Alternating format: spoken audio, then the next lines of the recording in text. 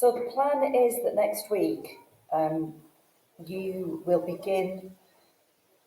Hang on, shall I start again? Hello, it's Friday afternoon. It's been weird. It's been a weird week, hasn't it? I've still got a lesson to go. I can hear Dean next door with his noisy class. And I'm just aware that we're missing time. So what I thought I'd do is to make a video going through what we've looked at so far on book 9. I'm going to go up to hopefully line 270, just taking you through some of the key points. And in that way, hopefully next week, whenever I see you first, either on the Monday or the Wednesday, we can start from line 271 and hit the ground running. So this is a bit of a recap, but for some of you, so for example, I know Jack, you're not in this afternoon, so you're going to miss this actual lesson. So hopefully this will help you as well. And again, for those of you who've already had this lesson, a nice bit of revision and a bit of a recap. So yeah, I guess let's see how we get on. So book 9, remember each book always starts with the argument, which helps give a précis, an overview of what's going to happen. And then we begin with a real change in tone.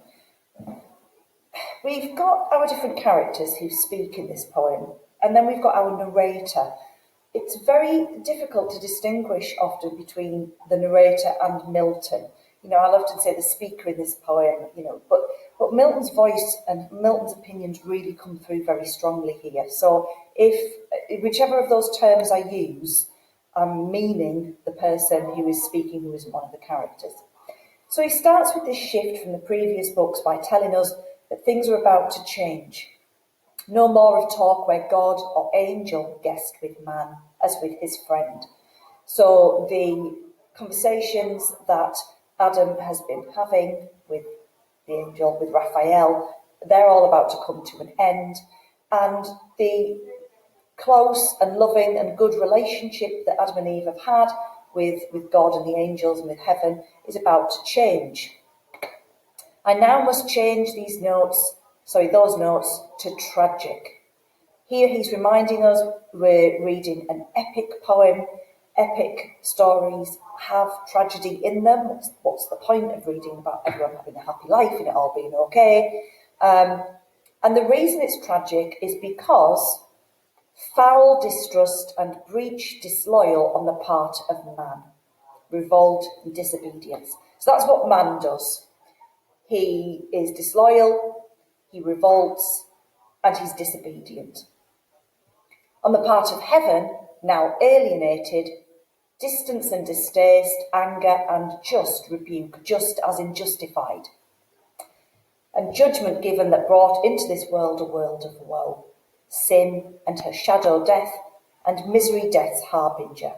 Okay, so that's what, right from the start, we know that the outcome is going to be that not only is this sin going to be committed, but that this sin will allow sin and death to actually enter Eden, enter the earth, and make it all pretty bad. And he says that this is just like, it's a sad task, what an understatement, sad task, but it's no less important than the story of Achilles. Achilles having learned of the death of his friend, perhaps lover, Patroclus, goes a little bit crazy, to say the least, kills Hercules, and not satisfied with just killing him, he ties him to his chariot and drags him around the walls of Troy until his body is nothing but battered bits of skin. So we've got these analogies going through all the time with the Greek epics. He mentions here that his celestial patroness, this muse who visits him every night, dictates to me slumbering. So while I sleep, she tells me, I wake up and I dictate it. Not entirely sure who, probably his daughter, probably an apprentice. So, let's just move on a little bit to here. So the sun was sunk, and after him the star of Hesperus. I mean, I know we're rattling through it, but please take the time to go back and just enjoy these beautiful descriptions. You know, this man was a gifted poet, and the way that he presents the world is just beautiful. And what happens? That Satan, who late fled before the threats of Gabriel out of Eden, now improved, so increased in knowledge. I think of that word as like, you know, how a loaf of bread has to prove before you bake it, has to rise. It's that kind of thing, like increased, swollen with knowledge. He's learned a lot from spying on Adam and Eve. Bent on man's destruction, maugre, it's a great word there, isn't it? Maugre. It means just despite or in spite of what might hap, of heavier on himself, fearless returned. And he basically spends a lot of time, he goes around the earth, and eventually he gets in. Where does he get in? Tigris, at the foot of paradise, into a gulf shot underground. And he basically goes up this river and comes up in the mist.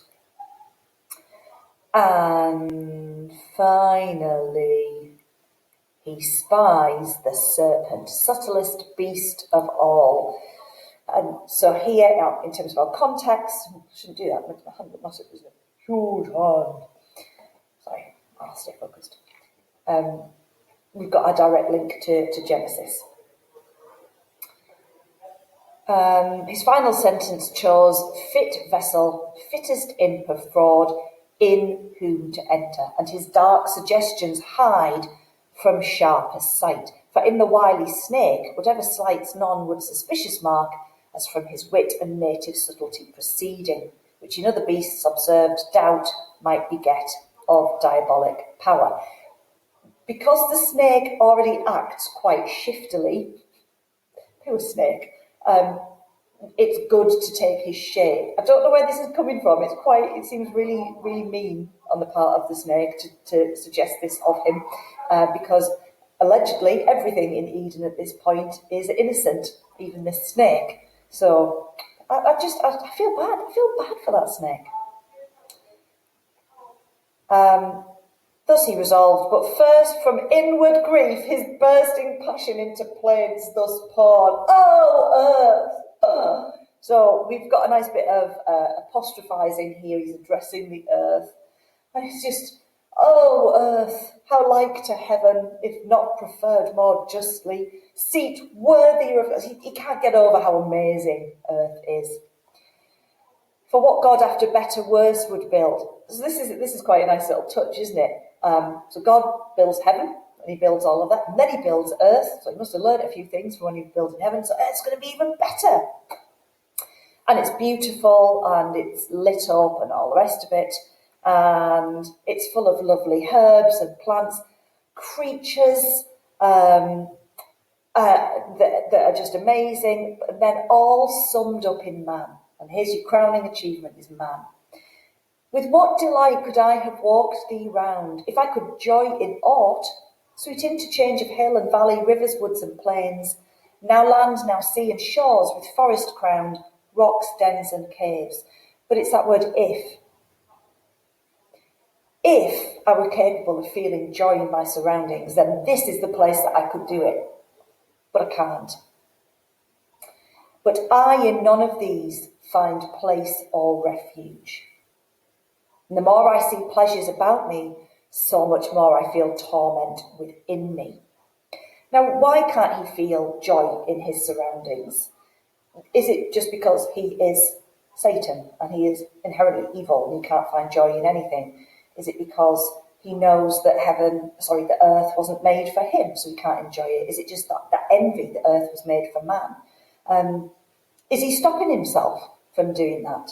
Now, we don't know. Satan's not a real character within this poem, so we're left to speculate. Are we feeling sorry for him here? All good to me becomes bane, and in heaven much worse would be my state. But neither here seek I, nor in heaven to dwell, but I'm not looking to live here. unless by mastering heaven, so I'll go back to heaven if I can take over and be in charge, nor hope to be myself less miserable by what I seek, but others to make such as I, though thereby words to me redound. My only purpose in coming here is to make everybody as miserable as I am, a bit like me when I'm teaching a lesson. You can all suffer with me. For only in destroying I find ease to my relentless thoughts. And him destroyed or won to what may work is utter loss, for whom all this was made, all this will soon follow. Only in destroying I find ease to my relentless thoughts. So what are his relentless thoughts? The fact that he's failed, the fact that he's been kicked out of heaven, the fact that he'll never get to be God's right hand angel again. And so what better to destroy something that God has made?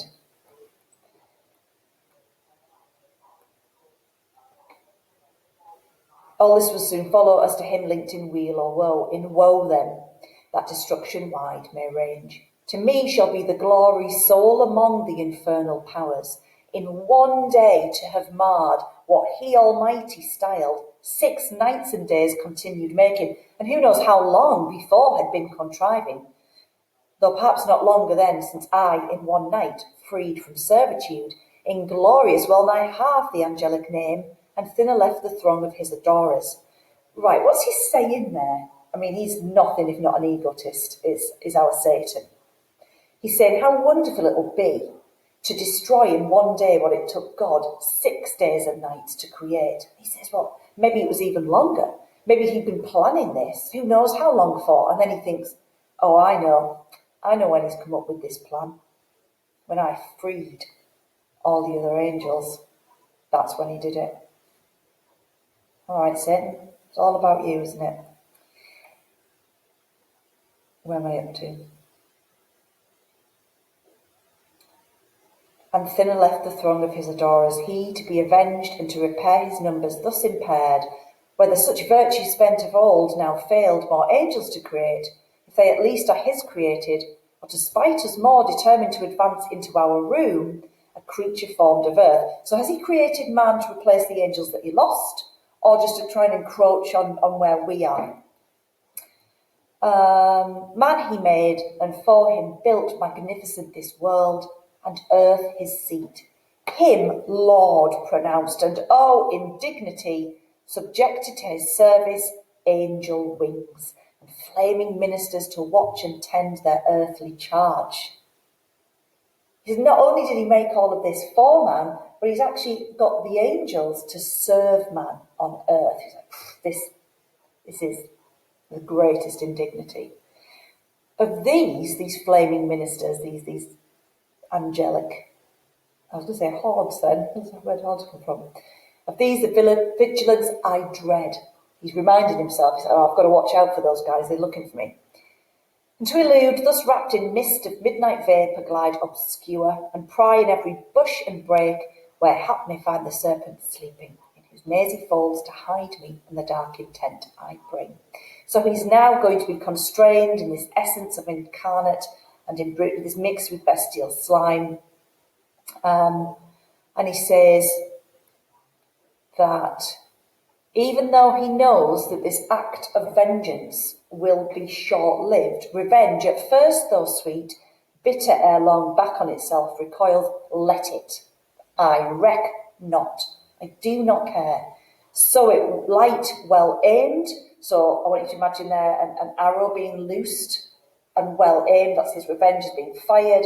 And where's it going to land? Since higher I fall short, on him who next provokes my envy, this new favourite of heaven, this man of clay, son of despite, whom us the more to spite his maker raised from dust. Again, he thinks that Adam has been created just to spite Satan. Spite then with spite is best repaid.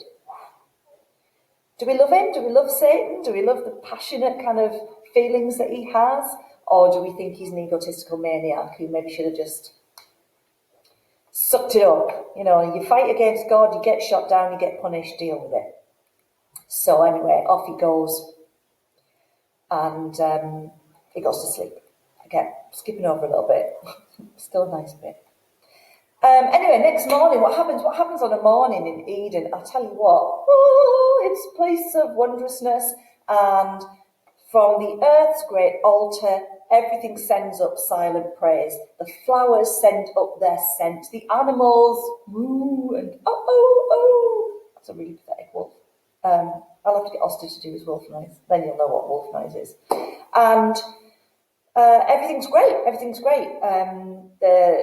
The human pair have a little song. They sing in the choir. That's how your day starts. Isn't that lovely? We should all start our day like that. Smelling flowers, singing upwards, whether to a God, your God, or just to your inner spirit. Start your day with a song. And then what do Adam and Eve do? Well, they do what couples do.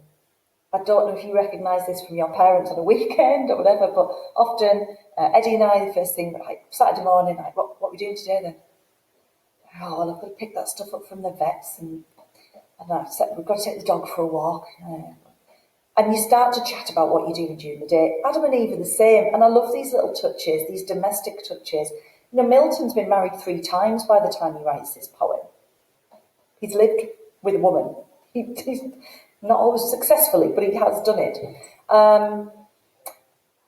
So they start to have a chat, and Eve says, you know what, Adam, it's good that we have this whole garden to look after, to tend, but you know what, we're not making a lot of progress. The work under our labour grows luxurious by restraint. What we by day lop, overgrow, not prune, or prop, or bind, one night or two with wanton growth derides, tending to wild. So she says, I've got an idea. Why don't we split up? And you go and do what you need to do, and I'll go and do what I need to do. Because while we're together, while we're so near, we keep looking at each other, smiling at each other, and we see something new, and we're like, oh, look at that, let's talk about it for a while. And you know what, we get to the end of the day, and sometimes our supper comes unearned.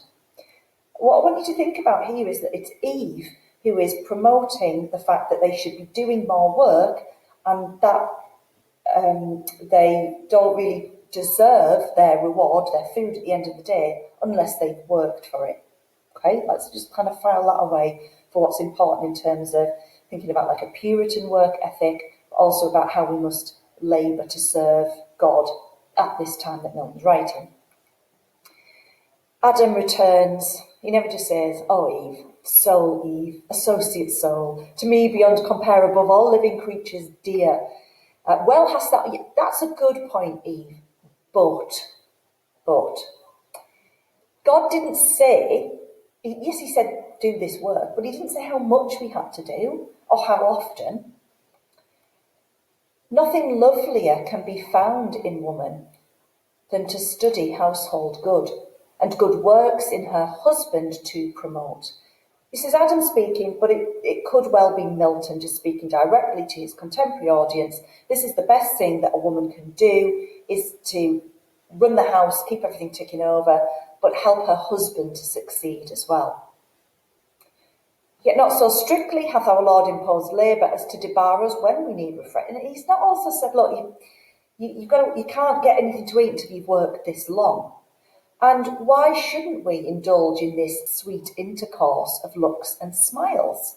Because that's what separates us from the beasts, the fact that our smiles are to do with connection, and you can only connect with somebody when you have reason, when you believe in the same things. So here we're seeing Milton again advocating for that idea of compatibility, something that he thinks if it doesn't exist in a marriage, maybe through nobody's fault, then divorce is not only preferable, but necessary. Now, this is important. He wasn't saying it would be a good idea. He's saying it's absolutely necessary, because if a man does not have a compatible wife, a wife who understands his mind, his work, what he wants to do, then that man cannot serve his God. And if he cannot serve his God, he cannot serve his community. And therefore, that marriage is a failure. So that's really important. It wasn't just might be a good idea if, I've gone off a perfume. More on that later in the course. And he says, look, we'll tidy the garden as much as we need to in terms of like for us to walk amongst it, because soon younger hands ere long assist us. We'll have children soon and they'll help us. Woohoo, free child labour, that's what you need, isn't it? But you know what? There's another reason I don't want you to go, Eve. Have you forgotten the warnings about Satan? You have, Eve, haven't you? The malicious foe, envying our happiness, seeks to work us woe and shame. And what he might want to do while we're separated is to withdraw our fealty from God, so get us to question our loyalty to him, or to disturb conjugal love. Maybe he wants to stop us having sexy times, which perhaps no bliss enjoyed by us. So Adam's talking there about their marital sexual union as being blissful, but that excites his envy. And we've seen this, haven't we? We've seen Satan, having looked around at earth and seen how beautiful it is, it doesn't fill him full of happiness and like, oh, I'll just hang around, this is nice. It makes him envious. So when he sees God's two perfect creatures, Adam and Eve, having a lovely time intimately with one another, and he can't have that for himself, it's going to make him even worse. So, more important quotations, leave not the faithful side that gave thee being. Remember, Eve was born of Adam's rib. So he's reminding her there of who she owes fealty to. Still shades thee and protects. The wife, where danger or dishonour lurks, safest and seemliest by her husband stays, who guards her, or with her the worst endures. Do not leave your husband's side. He is there to protect you. I'm interested in this idea that dishonour lurks, because what's in Eden at the moment that would allow Eve to dishonour her husband? I'm a bit unsure about that. I can't remember now where I said I'd go up to. Did I say I'd go up to 270? Or further?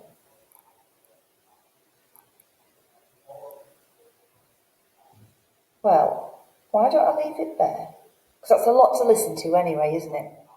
She's going to reply, and I'll go and check her book. Do you know what? Why don't I just check it now? While we are still talking, and you can have a little read of what's on the screen. Might even just give you a chance to make some notes.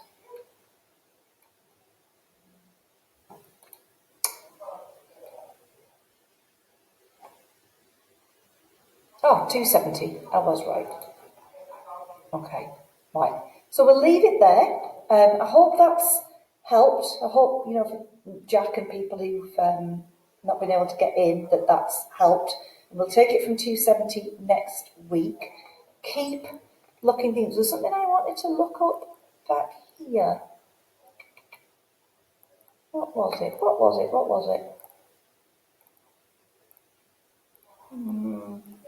This bit, into our room. Satan meditates on the indignity of earthly creatures taking his place. Sometimes I doubt myself that I've misread it, and then I read that and I thought, oh, I got it right. It's like I'm an English teacher and know what I'm doing. Okay, hope this helps, and I'll see you all next week.